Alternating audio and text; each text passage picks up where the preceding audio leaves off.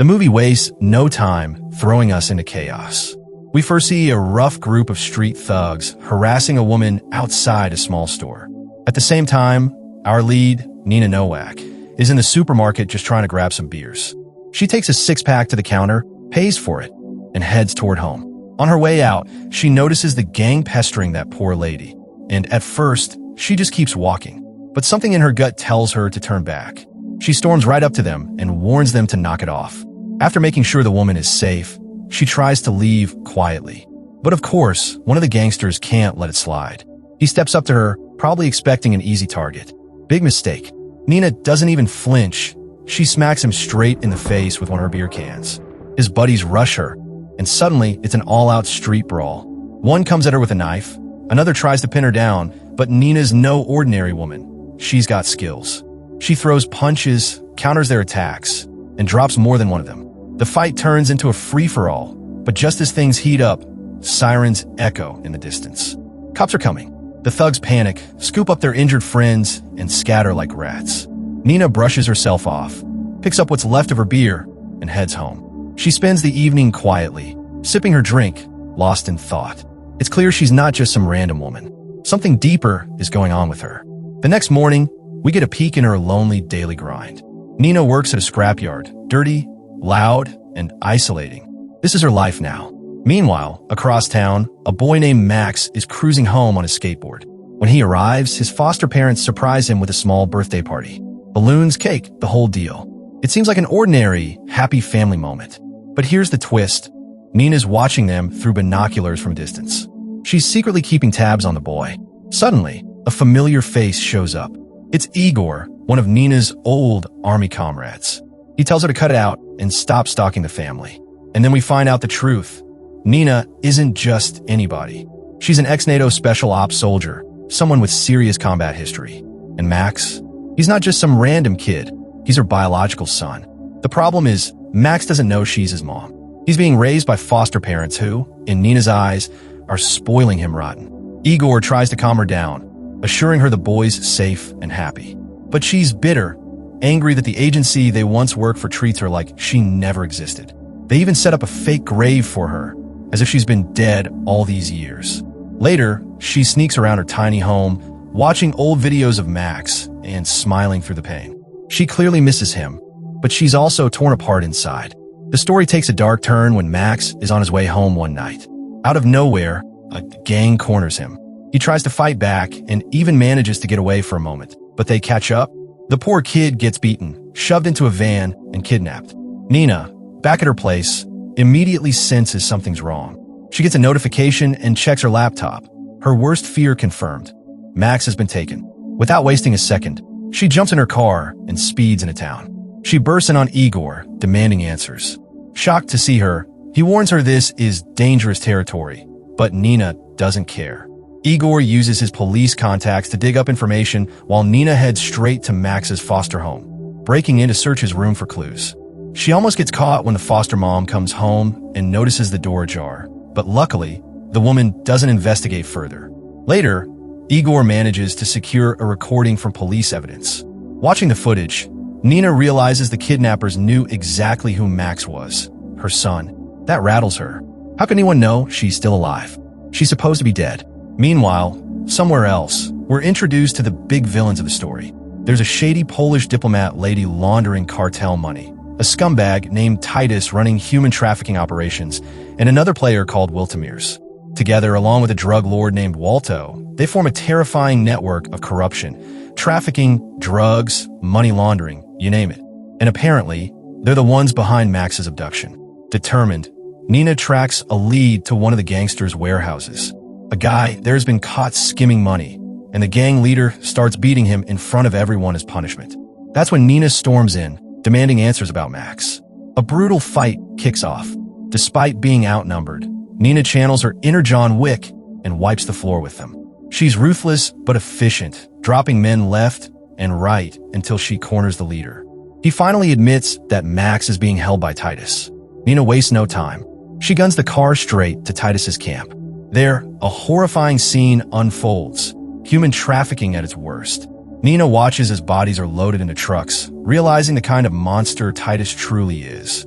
Walto, the cartel boss, is shown casually pulling strings, even bragging about killing his own father to rise to power. Nina sneaks in, taking down guards with the kind of precision only a seasoned soldier could pull off. Eventually, she finds Max. For a brief moment, relief washes over her. But then Titus himself ambushes her. He knocks her down and calls Walto, bragging that he has Nina captive. Nina and Max are tied up, but she spots a wooden stick with a rusty nail nearby. Quietly, she uses it to cut herself free. By the time Walto arrives, Nina and Max are already gone. The villains discover the escape and lose their minds. Driving away, Max panics. He has no idea who this woman is, why she saved him, or what's happening. He even tries to run from her, but Nina pulls him back, warning him that his recklessness will get them both killed. She tells him bluntly, she's his only shot at survival right now. With no other option, Max reluctantly trusts her. She takes him to a secret bunker, promising he'll be safe there. On the other side of town, Walto is furious. He demands answers from Titus. How could a single woman wreck their whole operation? Walto punishes him by electrocuting him, making an example out of his failure. Then he orders his men to gather every cent of their money and review all the security footage. He also makes a call to the diplomat, updating her about the disaster Nina has caused. Nina's hiding spot becomes the center of tension as she finally sits down with Max. He's killing time by playing chess by himself, moving pieces around with a bored expression. She comes over and pulls up some footage, images that prove who she really is. She wants him to take a good look, to piece things together, to realize that she isn't just some stranger who showed up out of nowhere. Max, still confused and hurt, doesn't really know what to believe. He does, however, patch her up when she notices her wounds are bleeding badly. He fetches a first aid kit, bandages her shoulder, and carefully tends to her injuries like a kid who's way too young to be dealing with this kind of madness. Later, they sit together at the table. Nina has made a meal, but Max has other things on his mind. He asks if he can call his foster parents, desperate for some comfort. But Nina quickly shuts that idea down, warning him that phones are the easiest way for enemies to track them. That answer doesn't sit well with Max. He's furious, feels trapped, and doesn't trust her one bit. In a sudden burst of anger, he shoves his plate away and even flings food in her face. Meanwhile, Igor is off living his own story. His daughter, who's grown up and heading to college, stops by to say goodbye. She lives with her mom now, since Igor is divorced. Watching her smile and seem genuinely happy with her new family leaves him hollow inside. He's broken, but he swallows his feelings. Just as she leaves, Igor's phone buzzes. It's Nina. She updates him, saying she's keeping Max in her bunker and asks him to call the foster parents, just to buy some peace of mind. That night, Max can't sleep. Fear and anger keep him awake. Eventually, he sneaks to the phone and calls his foster parents, whispering into the receiver. But Nina has instincts sharper than any alarm system. She catches him mid-call. Furious, she snatches the phone and warns him that one wrong call could lead their enemies straight to the bunker. The argument boils over. Max screams that he wants out, that he doesn't trust her, that she's ruining his life. Desperate to calm him down, Nina drops a bombshell. She knows who his real father was. That gets Max's attention instantly. She tells him a man was killed by the same agency she once worked for. They try to silence both of them, which is why she had to disappear all these years. To prove it, she hands him a small box filled with documents, photographs, and pieces of her past. But there's no time for heart-to-heart talks. Shadows creep around the bunker as a squad of gunmen move in. Nina senses the danger and quickly hides Max, making sure he's tucked away before grabbing her weapon. Within seconds, bullets tear through the walls, the whole place shaking from the gunfire. Nina bursts from her cover and starts fighting back with the ferocity of a soldier. She shoots, dodges, and takes down the men who dared storm her hideout. Outside, more gangsters are waiting, unaware she's already gunning for them. She catches them by surprise, mowing down several before they even know what hit them. But the battle isn't without cost. She takes a bullet to the shoulder, stumbling back inside while gritting her teeth against the pain. Even injured, she doesn't stop. She sets traps, hides in the shadows, and ambushes the men as they chase her. One gets pulled into the darkness. Another meets a blade straight to the skull.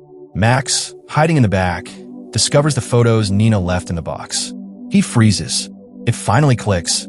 Nina isn't just some soldier who rescued him. She's his mother. Down in the basement, the gunfight rages on.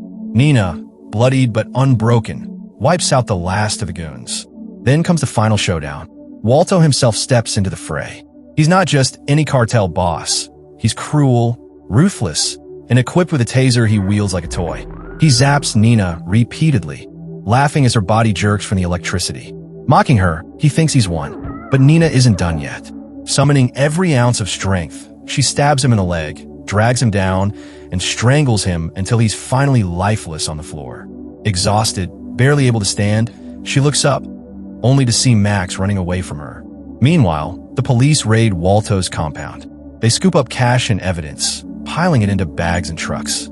But one set of eyes is watching closely, the son of the powerful diplomat woman. He makes a quick call to his mother, informing her of what just happened. Things spiral again when Max, lost and frightened, ends up back in the wrong hands.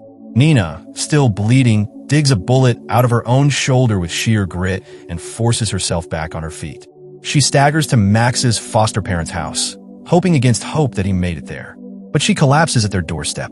The foster parents rush to treat her wounds, giving her basic care until she regains consciousness.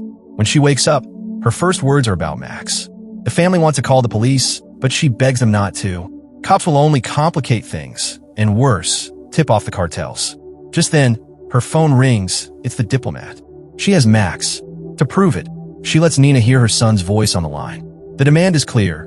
Bring back the money the police confiscated, or Max dies. Nina promises the foster parents she'll bring him back alive. Then she finds Igor, asking him to help her sneak into the police station to steal the seized cash. Igor hesitates, asking if she's really prepared to kill cops if it comes to that.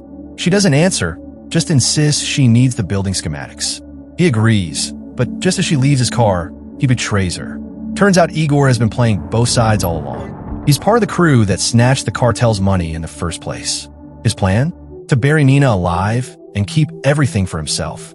Two of his men drag her to a desolate spot, untie her, and force her to dig her own grave while mocking her. But Nina doesn't break.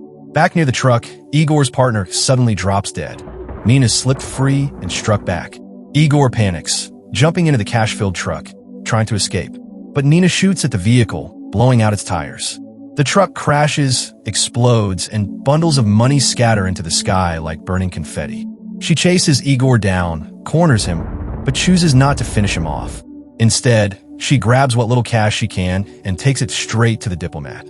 The diplomat, suspicious, points a gun at her. She's convinced Nina is hiding the rest of the money.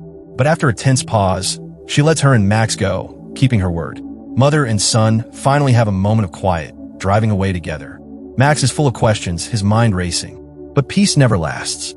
Igor shows up again, ramming their car off the road. The wreck is brutal. Max and Nina crawl out, dazed but alive, while Igor hunts them down. He aims his gun, only to find it's empty. Nina pounces, knocking him around. When Igor scrambles for another weapon, Max bravely tackles him, giving Nina the chance to put him at gunpoint. Igor pleads, saying he only did all this for his daughter. Nina pulls the trigger, only to realize the gun's empty too. Max tells her to let him go. Instead, she smashes him unconscious with a punch. In the end, she brings Max back to his foster parents. Tears fill her eyes as she walks away, leaving him safe but feeling the weight of separation. Later, she hears a knock at her own door. To her surprise, it's Max, visiting her of his own choice. She smiles, welcomes him inside, and they share dinner together. For the first time in forever, she feels a glimmer of happiness. But just as things seem calm, another knock comes. She opens the door, and it's her mother, telling her she's heard about all the chaos and is here to help. The story closes on that note, leaving us with the sense that Nina's fight isn't over, but her family bonds are finally starting to heal. And that's the end of Mother's Day. Thanks for sticking around. If you're new here, don't forget to subscribe for more recaps. Until next time, take care.